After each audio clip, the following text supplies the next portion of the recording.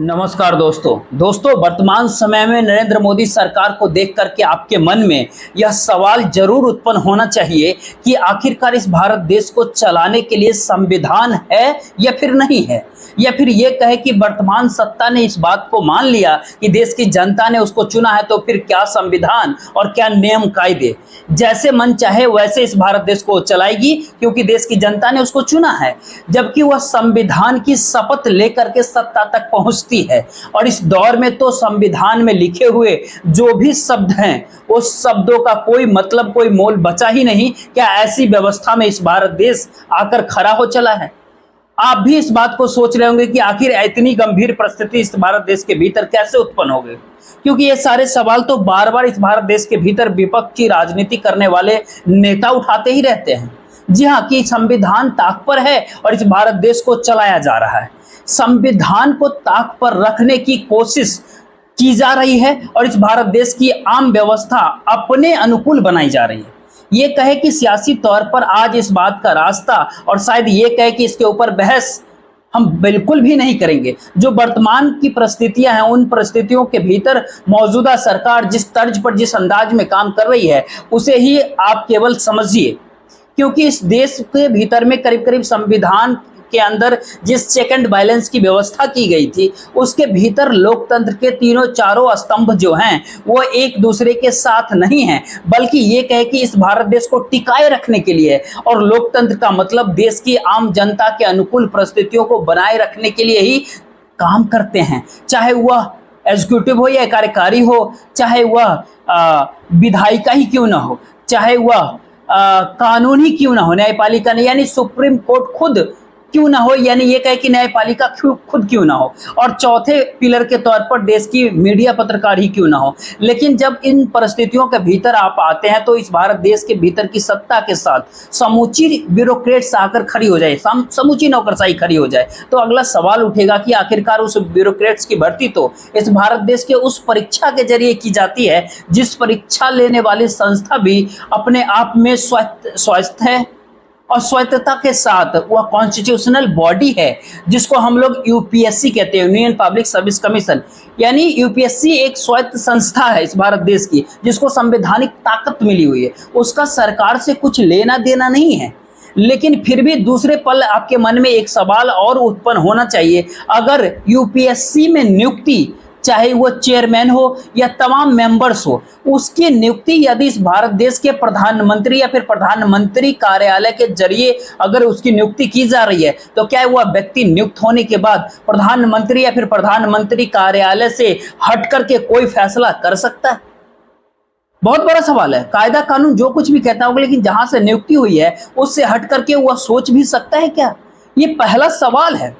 आखिर दूसरा सवाल ये होता है कि आखिरकार वो नहीं सोच सकता है, तो फिर ऐसे स्थिति में क्या इस भारत देश के भीतर में जो नियम संविधान के अंतर्गत बना हुआ है, जिसमें ब्यूरोक्रेट्स को ताकत इतनी मजबूती के साथ रखी गई ताकि चुनी हुई सरकार भी उसको डिगा न सकती हो, तो फिर क्या ऐसे में वर्तमान सत्ता के समय में इस भारत देश के ब्यूरोक्रेट्स को भी, नौकरशाही को भी अपने अनुकूल करने के लिए उसकी नियुक्ति की ताकत अगर मौजूदा सरकार ने अपने हाथ में उसकी बागडोर संभाल ले, यानी सत्ता ने अपने हाथ में अगर ले लिया, तो फिर उसके बाद फिर वो चेक एंड बैलेंस कैसे बचेगा? और ये परिस्थितियां इस भारत देश के भीतर कमोबेश हर लोकतंत्र के पाये के साथ जाकर जुड़ सकती है, चाहे वो न्यायपालिका हो, विधायिका हो या फिर मीडिया पत्रकार ही क्यों ना हो। अगर अखबारों और टीवी चैनलों के अंदर संपादकों की भर्ती अगर सत्ता के इंडिकेशन पे होने लगे, शायद हो भी रही होगी।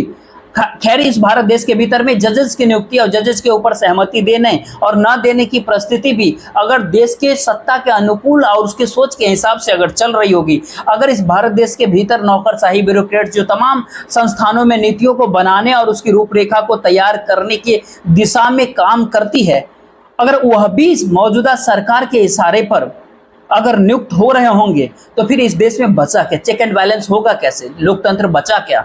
आज इन्हीं सारे सवालों को लेकर के आज एक एक बिंदुवार तरीके से इस पर बात करेंगे। लेकिन उससे पहले आज लगता है कि कुछ ही महीने पहले राहुल गांधी ने एक बात की जिक्र किया था सीबीआई और ईडी को लेकर के, और उसमें राहुल गांधी ने संकेत दिया था कि एक दिन तो हमारी सत्ता होगी, तब हम आपको छोड़ेंगे नहीं। लेकिन आज सवाल जो हम आपके सामने रख रहे हैं, दरअसल वह इस भारत देश की मौजूदा राजनीतिक व्यवस्था और इस भारत देश की सामाजिक आर्थिक परिस्थितियों के मद्देनजर इसलिए भी कहीं ज्यादा महत्वपूर्ण है। अगर वर्तमान सत्ता जिस दिन ढह करके गिर गई, उसके बाद की परिस्थिति में जो कोई भी राजनीतिक दल सत्ता में आएगा, सत्ता संभालेगा, क्या कुछ बदल डालेगा, और जो बदल डालेगा और जिन्हें बदले जाने का डर होगा, आज वह किसके अनुकूल काम कर रहे होंगे? जाहिर सी बात है कि मौजूदा सत्ता के अनुकूल होंगे। वो बिल्कुल भी नहीं चाहेंगे कि वर्तमान सत्ता कहीं से भी डगमगाए, कहीं से भी हिले, कहीं से भी लड़खड़ाए। तो इस भारत देश के भीतर में जो निर्णय मौजूदा नरेंद्र मोदी की सरकार ने जो लिया, उससे पहले विपक्ष में खड़े राहुल गांधी की ये सोच, केवल आप सुन भर लीजिए, थोड़ा सा सुन लीजिए, चंद शब्दों में कही गई बात है, देख लीजिए। अपना काम करते, अगर सीबीआई अपना काम करती, ईडी अपना काम करती, तो वो नहीं होता। तो उनको ये भी सोचना चाहिए कि वो सब कर रहे हैं कि किसी ना किसी दिन बीजेपी की सरकार बदलेगी और फिर कार्रवाई होगी, और ऐसी कार्रवाई होगी कि मैं गारंटी कर रहा हूं ये फिर से कभी नहीं होगा। आखिर विपक्ष के नेता राहुल गांधी की इस बात को सुनने की जरूरत इसलिए भी था क्योंकि इस भारत देश के भीतर में कहीं पर भी या किसी भी एक पॉलिटिकल पार्टी या किसी एक नेता का कब्जा अनंत काल के लिए कभी होता नहीं है। क्योंकि अब जिन सारी बातों को हम कहने जा रहे हैं, उन सारे बातों के आश्रय आप जरा समझिए कि इस भारत देश को चलाने को लेकर के और चलाने के तौर तरीके के विरोध को लेकर के इस भारत देश के भीतर कितनी बड़ी राजनीतिक व्यवस्था इस दौर में इस भारत देश की पूरी कहे जड़ों को ही खोखला बनाने में लगी हुई है, यूं कहे झकझोर करके रख दिया है। क्योंकि आप यदि चेक एंड बैलेंस जो संविधान में नियुक्तियों को लेकर के जो खड़ा किया, आपने अगर उसके बाद यह बात कहना शुरू कर दिया कि हम चाहते हैं कि भारत देश प्रोग्रेस करे, डेवलपमेंट इसका बहुत तेजी के साथ हो, विकास तेजी के साथ हो, हर एरिया में हर क्षेत्र में डेवलपमेंट हो, इसीलिए जो नियुक्ति की तरीके यूपीएससी के हैं उससे हट करके अब हम ऐसे लोगों की भर्ती करने वाले हैं जो अपने अपने क्षेत्र के माहिर लोग होंगे। यानी ये कह कि इतने माहिर होंगे, वो इतने एक्सपीरियंस होल्डर होंगे कि वो इस भारत देश की प्रगति के राह पर कई गुना तेजी से वो चीजों को आगे बढ़ाएंगे, यूं कहे दौड़ाने लगेंगे। तो देखते हैं आज सरकार के साथ ही शुरुआत में खड़े होकर के देख लेते हैं कि आखिर 2018 सरकार ने उस समय कहा था कि हम कुछ प्रोफेशनल्स को लेकर के आएंगे, और पहली नियुक्ति जो 10 लोगों की लेटरल एंट्री के माध्यम से जो नियुक्ति थी वो ज्वाइंट सेक्रेटरी लेवल पे हुई। जो ज्वाइंट सेक्रेटरी लेवल पे हुई, इस भारत देश के 5 मंत्रालयों के भीतर उनकी भर्ती हुई 3-3 वर्ष के लिए। उन 10 में से 6 लोगों को 2 वर्ष के लिए और आगे एक्सटेंशन दे दिया गया, बढ़ा दिया गया। यानी 2018 में जिनकी नियुक्ति हुई वह 2023 में 5 साल काम करके इस सरकार से बाहर हो गए। और इसी के समानांतर हर साल कमोबेश जितने लोगों की लेटरल एंट्री के माध्यम से भर्ती होती गई, अगर उस प्रक्रिया को आप अगर ठोस रूप में देखें तो उसमें करीब करीब 200 लोगों की भर्तियां इस भारत देश के भीतर उन पदों पर कर दी गई जिन पदों पर भरने का काम यूपीएससी का है, यूनियन पब्लिक सर्विस कमीशन का है। और यूपीएससी उन नियम कायदों को देखती है जिसके आधार पर इस भारत देश का संविधान बना। उस संविधान के मातहत इस भारत देश के भीतर जो दलित तबका है, जो आदिवासी तबका है, जो गरीब हाशिए पर पड़ा हुआ तबका है, जो ओबीसी है, जो पिछड़ा वर्ग है, जो अल्पसंख्यक समुदाय से जुड़ा हुआ तबका है, उन तमाम जाति समुदाय, उन तबकों की मौजूदगी उनके प्रतिनिधियों के तौर पर आरक्षण के तहत होनी चाहिए। लेकिन एक ही झटके में प्रोफेशनलिज्म के नाम पर वो पूरी की पूरी परिस्थितियां पहले राउंड में बाहर कर दी गई। अगली राउंड की परिस्थिति होती है कि अगर सच में प्रोफेशनल्स चाहिए इस देश को, और खुद 200 प्रोफेशनल्स की भर्ती अलग अलग मंत्रालयों के भीतर इन्हीं कुछ सालों में हुई है, तो उसके जरिए उस मंत्रालय की स्थिति क्या ठीक क्यों नहीं हुआ इस दौर में। इतना ही नहीं, इस भारत देश के भीतर उन्हीं सारे मंत्रालयों को लेकर के मौजूदा सरकार का जो नजरिया था और इस भारत देश का जो नजरिया, इसके बीच एक मोटी रेखा क्यों दिखाई देने लगती है। जी हाँ, बात इतना भर से साफ होगा नहीं, बात इतना इससे साफ होगी कि दरअसल इस भारत देश के भीतर में जो 200 से अधिक नियुक्तियां हुई वो सामान्य तौर पर आईएएस की परीक्षा देने वाले थे क्या, आईपीएस की परीक्षा देने वाले थे क्या, फॉरेन सर्विस में जाने वाले थे क्या, फॉरेस्ट सर्विस में जाने वाले थे क्या, रेवेन्यू में जाने वाले थे क्या।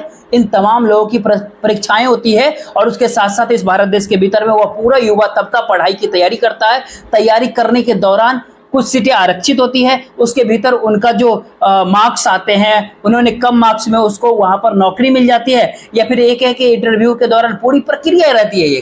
Pre mains interview. लेकिन जरा आप कल्पना करके देखिए कि इस भारत देश के भीतर में गृह मंत्रालय, education ministry, corporate affairs, enforcement and information and external affairs, steel ministry, finance department, social justice and empowerment, जल शक्ति कानून मंत्रालय, तमाम एक्सपोर्ट इंपोर्ट देखने वाला कॉमर्स मिनिस्ट्री, तमाम जगहों पर तमाम मंत्रालयों में लोगों की भर्ती की गई। और इस नियुक्ति की प्रक्रिया में सबसे हाल में 45 लोगों की नई भर्ती हुई, जिसमें 10 ज्वाइंट सेक्रेटरी है जिनको होम मंत्रालय यानी गृह मंत्रालय, फाइनेंस और स्टील डिपार्टमेंट में भेजा जा रहा है।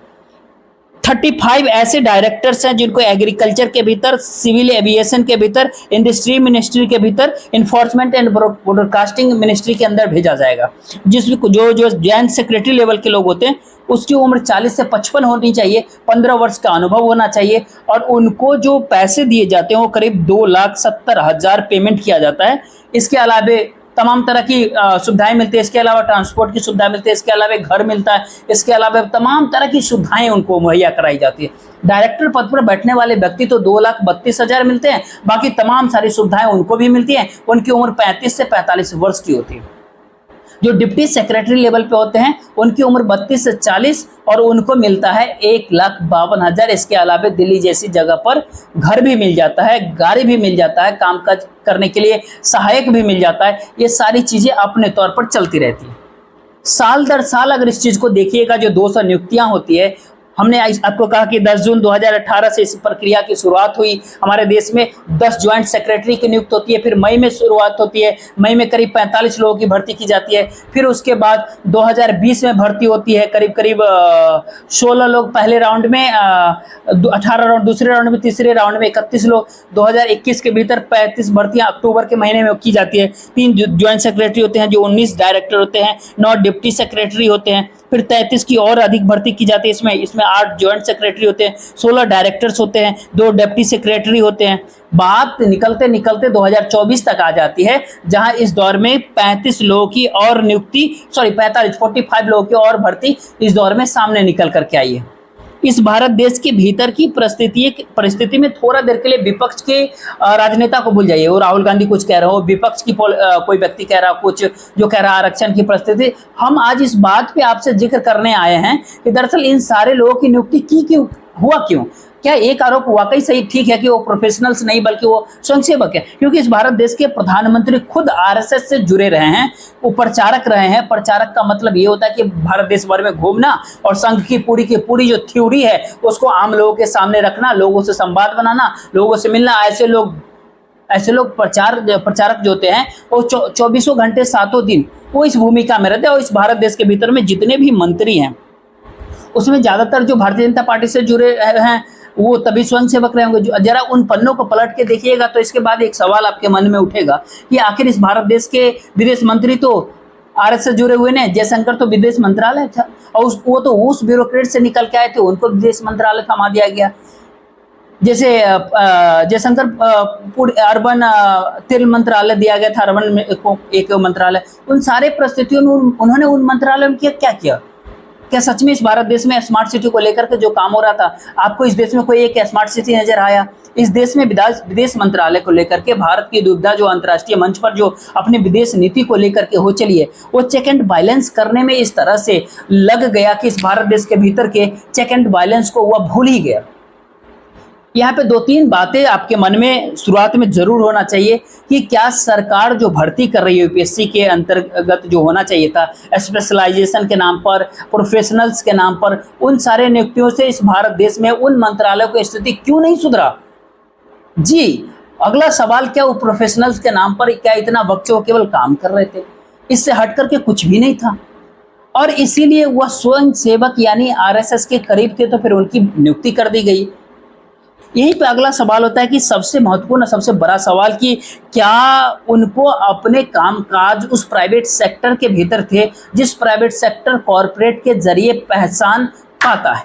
यानी ये कहे कि इस देश के कॉरपोरेट और सत्ता के नेक्सस के बीच ये ब्यूरोक्रेसी आकर के इस भारत देश में खड़ी हो गई बीचों बीच, जो पैरेलल तौर पे, समांतर तौर पे, या चाहे वो पीएमओ हो या किसी भी मिनिस्ट्री के भीतर बैठी हुई नौकरशाहियों की फैसले लेने की जो एक दृष्टि से होते हैं, वो ज्वाइंट सेक्रेटरी लेवल के अधिकारी होता है। और उसके भीतर डायरेक्टर और डिप्टी सेक्रेटरी की भूमिका उस मंत्रालय के भीतर बहुत बड़ी होती है।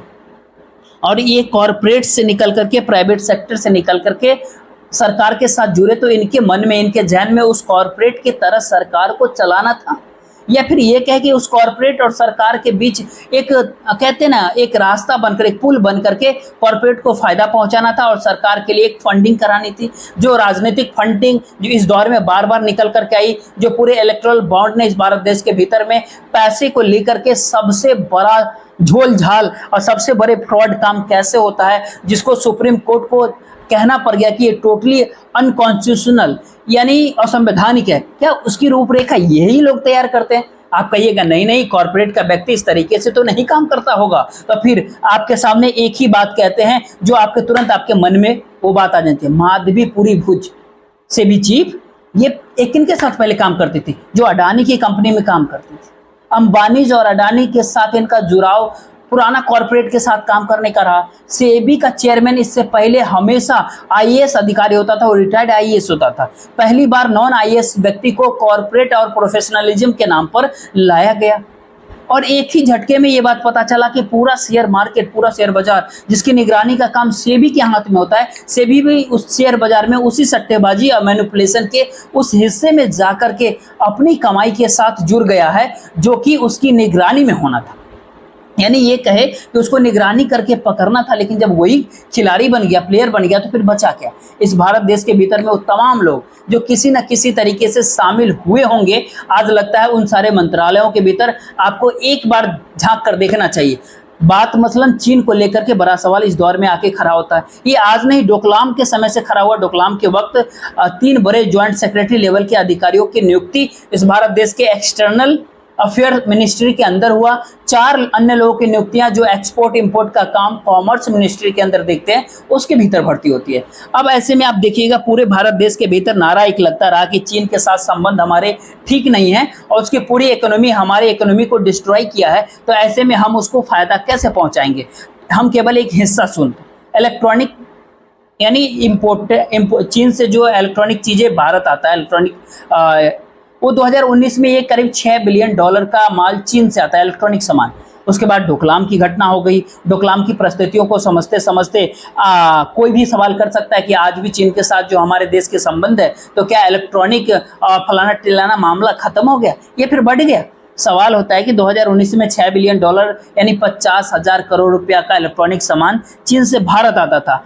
आज के दौर में वो दोगुने से अधिक हो गई। 1,10,000 करोड़ का माल चीन से अब भारत आ रहा है, उसी कंपोनेंट को लेकर के, जो इलेक्ट्रॉनिक कंपोनेंट का हमने बात आपसे कही। और तो और ये बात करें कि इधर में हांगकांग को अगर इसको जोड़ दीजिए तो जितना माल एक्सपोर्ट इलेक्ट्रॉनिक कंपोनेंट का भारत देश के भीतर होता है, ये करीब करीब $34.4 बिलियन यानी 2,88,000 करोड़ रुपए का। इसमें से 1.5 लाख करोड़ केवल चाइना और हांगकांग से आता है, यानी करीब करीब 50,000 करोड़ से लगभग हांगकांग से, 1 लाख से ज्यादा करीब करीब चाइना से आता है। तो जो मंत्रालय में गए थे वो केवल वो इसलिए गए थे कि उनको देखना है कि चीन के साथ रिश्ते और मजबूत, व्यापार में कैसे हो जाए। वो ज्वाइंट सेक्रेटरी और डायरेक्टर्स क्यों बनाए गए थे, ये आपके मन में एक सवाल होना चाहिए। अगला सवाल कि क्या पावर सेक्टर के भीतर भी बहुत बड़ी संख्या में ज्वाइंट सेक्रेटरी और डायरेक्टर्स लेवल के अधिकारियों को नियुक्त किया गया? अब इनका काम क्या होना चाहिए थे? भारत मजबूत हो, सारी चीजें हो, पावर सेक्टर मजबूत हो, डेवलप हो। लेकिन इसी दौर में पहली बार ऐसा नजर आया कि जो अडानीज को पावर प्लांट झारखंड के गोंडा में दिया गया, झारखंड के गोंडा जिला में, उसने वहां पर इतना बड़ा कमाल दिखाया कि भारत जो एक्सपोर्ट करता था इससे पहले बांग्लादेश, उसके भीतर एक्सपोर्ट में पहले नंबर पर कॉटन रहता था, दूसरे नंबर पर वीट रहता था, तीसरे नंबर पर पावर होता था, और पावर उस समय में तीसरे नहीं बल्कि कई 6ठे स्थान पे आता था। और वो जो संख्या थी वो $498 मिलियन की थी। कॉटन सबसे ज़्यादा था, $1.5 बिलियन से ज़्यादा। और ये आज बात तब की कर रहे हैं जब गोंडा के भीतर अडानी पावर की नींव पड़ गई, बनना शुरू हो गया। 2021 के अप्रैल के महीने से जिक्र करना आपसे शुरुआत कर रहे हैं, उससे पहले की नहीं, उसके बाद की। उसी दौर में पावर मंत्रालय के भीतर ज्वाइंट सेक्रेटरी लेवल के 3 अधिकारी गए। नियुक्त किए गए, डायरेक्टर लेवल के 2 लोग नियुक्त किए गए, और भी अन्य 2 लोगों की नियुक्ति हुई वो डिप्टी सेक्रेटरी लेवल पे। खैर बहरहाल हुआ क्या इस दौर में, जो कि पहली बार भारत के भीतर एकमात्र पावर प्लांट गोंडा का है जहां पर जितनी बिजली बनती है उस बिजली का एक हिस्सा भी इस भारत देश के भीतर में यूज नहीं होता है, सब बांग्लादेश में चला। आखिर होते होते होते होते स्थिति ऐसी पैदा हो गई कि हमारा खुद भारत पहले नंबर पर बांग्लादेश को जो एक्सपोर्ट कर रहा है वो पावर, और इतनी तरीके से होने लगी चीजें कि एक्सपोर्ट की स्थिति बढ़ते बढ़ते बढ़ते बढ़ते पहले नंबर पर जो भारत आज के दौर में भेजता है वो उसमें पावर है, और दूसरे नंबर पर डीजल, तीसरे नंबर पर कॉटल है। पहले डीजल 8वें नंबर पे था, पावर 6ठे नंबर पे था, पावर अब पहले नंबर पे आ गया।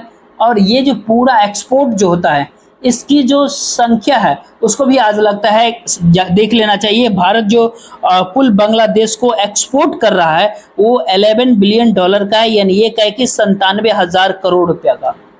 उसमें से अडानी के पावर प्रोजेक्ट का जो एक्सपोर्ट किया जा रहा है वो करीब करीब 8,640 करोड़ का है, यानी ये कहे कि करीब करीब 10%, करीब करीब 9.5 पौने 10% केवल पावर भारत सप्लाई करता है बांग्लादेश को। इसी तरीके से डीजल भी कहाँ से निकला, वहां पर भी कब्जा इस भारत देश के किन कंपनियों का हो गया। यानी ये कहे जिन जिन जगहों पर भेजा गया तो कॉरपोरेट का नेक्सस और सत्ता के नेक्सस के साथ जुड़ाव, जो सत्ता और कॉरपोरेट के बीच के नेक्सस को जो इसी को मजबूत करने के लिए पूरी के पूरी भर्ती इस दौर में करते चले गए लोग, और इस झटके में भारत के एक्सपोर्ट और इंपोर्ट सारे कुछ डाइवर्ट होते चले गए। किसी भी मिनिस्ट्री को ले लीजिए, किसी भी मंत्रालय को ले लीजिए, शिक्षा मंत्रालय के भीतर 3 ज्वाइंट सेक्रेटरी लेवल के अधिकारी गए, 4 डायरेक्टर लेवल के अधिकारी गए, 6 डिप्टी सेक्रेटरी लेवल के अधिकारी गए। 2018 की बात की परिस्थिति बता रहे। इन सब ने मिलकर के आगे आखिर में जो न्यू एजुकेशन पॉलिसी थी उसमें पूरी तरीके से उस पैसे पे जाकर टिक गई जहाँ के इस देश के भारत के विश्वविद्यालय को दिया जाने वाले प्रोजेक्ट का, बच्चों का रिजल्ट का बजट, रिसर्च का बजट कम हो गया। स्थिति इतनी नाजुक हुई कि दिल्ली यूनिवर्सिटी के तमाम कॉलेज के प्रिंसिपल को कहा गया कि आप अपने परिसर से भी मुनाफा कमाएं, और कई प्रिंसिपल ने बायजूस जो दिवालिया होता है वो उसको स्पेस दे दिया कि आप यहाँ पर दफ्तर खोल लीजिए। आप इस बात को समझिए कि जो तीसरी बात हमने जो क्यों कहा कि सबसे बड़ी बात है, एक्चुअल में कॉर्पोरेट और सत्ता के नेक्सस के बीच वो ब्यूरोक्रेट्स काम कर रही है जो कॉर्पोरेट को मुनाफा कैसे होता है इसको समझती है, इस बात को जानती है। और इस बात को समझने के दौरान मौजूदा सरकार में चूंकि उसको भर्ती किया है और वो यूपीएससी की परीक्षा देकर के कोई व्यक्ति नहीं आया है, तो वह मौजूदा सरकार जो भी सरकार भर्ती की और उस कॉर्पोरेट के बीच का एक पुल का काम करता है। और इन्हीं परिस्थिति ने इस भारत देश के भीतर में उस ब्यूरोक्रेट्स का, उस नौकरशाही का सेंटिंग पोजीशन में लाकर खड़ा किया, जो इंटेलिजेंट थी, परीक्षा दे करके आई थी, अलग अलग मंत्रालयों के भीतर काम कर रही थी, लेकिन सरकार के साथ हाँ में हाँ मिलाने की तरीके और हुनर वो नहीं जान रही थी, तो वो दरकिनार कर दिए गए, साइड कर दिए गए। और इससे निकल करके जो हुनर जानते थे हट करके, आपको जान करके हैरानी होगी, करीब करीब 1 दर्जन अधिकारी, 12 से अधिक अधिकारी जो सीनियर अधिकारी है, फाइनेंस मिनिस्ट्री के भीतर हो चाहे दूसरे मंत्रालय में हो, जो सरकार के हाँ में हाँ मिलाते हैं, औसतन वो 3-3 एक्सटेंशन सबको मिले। जैसे ईडी में संजय जी को मिला था, 3-4 स्थिति सवाल देश के भीतर था, एक ही ईडी के चिप क्यों है हमारे पास, हमारे देश में। इस पूरी प्रक्रिया के भीतर हो सकता है तब तो इलेक्शन कमीशन की यानी चुनाव आयुक्त की नियुक्ति सरकार कर रही है, तो इसलिए कर रही है कि वो सरकार के हाँ में हाँ मिला। बिल्कुल सही है, ये फैक्ट है। राजीव कुमार बिल्कुल सही, इसका झूठ देख लीजिए राजीव कुमार का कॉन्फ्रेंस। इसका पहली सवाल है कि जो चेक एंड बैलेंस कॉन्स्टिट्यूशनली इस भारत देश के भीतर होना था वो पूरी तरीके से लड़खड़ा गया। और इसके साथ जुड़ा हुआ एक सवाल है कि इस भारत देश के भीतर में मौजूदा समय में कॉर्पोरेट उस पूंजी को देखता है जिस पूंजी के छत तले शेड्यूल कास्ट, शेड्यूल ट्राइब्स, आदिवासी, अल्पसंख्यक ये सब नहीं दिखाई पड़ते हैं। उसको उस पूंजी में सारी चीजें नजर आती है, तभी डेवलपमेंट होगी जब नेटवर्थ बढ़ेगा। और इन परिस्थितियों के भीतर लाकर इस भारत देश को सामने रख दिया गया।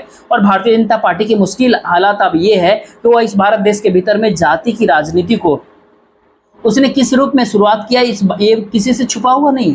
पहली बार प्रधानमंत्री ओबीसी, इस बात का जिक्र प्रधानमंत्री ने छाती ठोक करके किया था। उसी ओबीसी के आरक्षण को लेकर के इस भारत देश में जो सवाल एक के बाद एक लगातार उठने लगे, उसको अगर आप समझिएगा तो एक दो नहीं बल्कि ये कहे कि 2024 के लोकसभा चुनाव में और 2024 में 6 भर्तियों पे रोक लगी। एक तो उत्तर प्रदेश में 59,000 शिक्षक भर्ती हाईकोर्ट के आदेश पे बंद किया गया। इससे पहले पेपर लीक हो गया, आरओ वाला जो पेपर लीक। मध्य प्रदेश में सिविल जज भर्ती उसको रद्द करना करा। बिहार में शिक्षक भर्ती थी 87,780, वहां पर रुक गया मामला। पश्चिम बंगाल के भीतर 25,000 शिक्षकों की भर्ती सत्ता सरकार कैसे कर रही थी, उसको रद्द करना पड़ गया। छत्तीसगढ़ के भीतर सहायक शिक्षक भर्ती जो 6,500 की होनी थी, उस पर रोक लगा दी गई। और इस पूरे प्रकरण के भीतर, पूरे प्रक्रिया के अंदर आप सवाल दो सवाल है। एक सवाल तो ये कि क्या इस भारत देश के भीतर सच में सरकार नियुक्तियां संघ की मानसिकता से जुड़े लोगों या फिर उनकी करीबियों की करती है, जिससे कि ट्विनिंग बैठे रहे, तालमेल बना रहे। अगला सवाल कि क्या कॉर्पोरेट से लाए गए व्यक्ति को के जरिए कॉर्पोरेट के साथ वर्तमान सत्ता की ट्विनिंग बनाने के लिए इसकी भर्ती होती है। और तीसरा जो सबसे जो संविधान में जो दर्ज है चेक एंड बैलेंस, क्या वह भी इस दौर में खत्म हुआ? और इस भारत देश के भीतर में पॉलिसी को बनाने वाले जो ब्यूरोक्रेसी है, ब्यूरोक्रेट्स है, वो कैसे देख पाएगी कि इस भारत देश के भीतर में ऐसी ऐसी जातियां हैं, ऐसे ऐसे हाशिए पे पड़ी हुई है कि उनकी जरूरतें जो हैं वो इस भारत देश के भीतर रईसों द्वारा कहते हैं ना फेंके जाने वाले पत्तों से जुड़े। उनकी न्यूनतम जरूरत, मूलभूत सुविधाएं, उनकी बेसिक जरूरत जो है, बेसिक इंफ्रास्ट्रक्चर जो होना चाहिए, वो समाज को पता ही नहीं कि इसका मतलब क्या है। इस असमानता के भाव में, इनइक्वालिटी के भाव में क्या सच में हाशिए पे ढकेला जा रहा है देश की आम जनता को? और सरकार बड़ी खुल के कहती है कि जनता ने हमें चुना है तो 5 साल हम जैसे चाहे जैसे मर्जी वैसे काम करेंगे। सब कुछ आपके सामने खड़ा है। देखते रहिए। बाकी इस वीडियो को ज़्यादा से ज़्यादा लोगों तक शेयर जरूर कीजिएगा, वीडियो को लाइक कर लीजिएगा और चैनल को सब्सक्राइब जरूर कीजिएगा। जय हिंद, जय भारत।